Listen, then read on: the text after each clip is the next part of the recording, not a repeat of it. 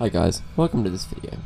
If you clicked this video with the intent of watching a well professionally edited, well thought out, well written, scripted video, I'm here to disappoint you today because I am just doing a quick unboxing and then a side-by-side comparison to see if this product is worth you buying. Yeah, so basically the Fanatec CS DD Plus Ultimate Pack that I purchased, the wheel only comes with a QR light, and I was like, well, it's not exactly very nice, is it? It's plastic, and this is a 15 Newton wheel base, and Fanatec will advertise the QR1 as only being able to hold, what was it, like 8 or something Newton, no, maybe like 10, I can't remember exactly. So I was like, well, how's it going to hold up long term? I don't want it breaking, and then I can't race for a while. So I was like, well, I'm just going to purchase a QR1, make a video out of it, and see how it is. So I'm going to unbox this, and then we'll do a side-by-side comparison to see whether it's worth your money. Enjoy!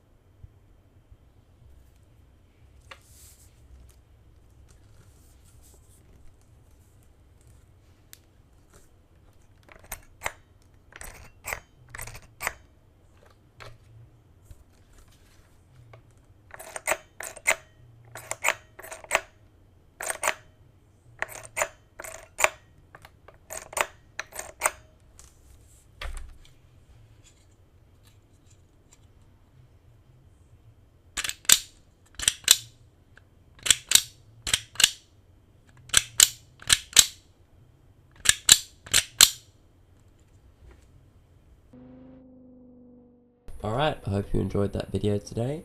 Thank you very much for watching, and here are my final thoughts. So after having played obviously a couple hours on the QR2 Lite, and then versus the QR2, well, it's just the QR2, I guess that's what it's called. Honestly, when you're driving, you don't notice a difference.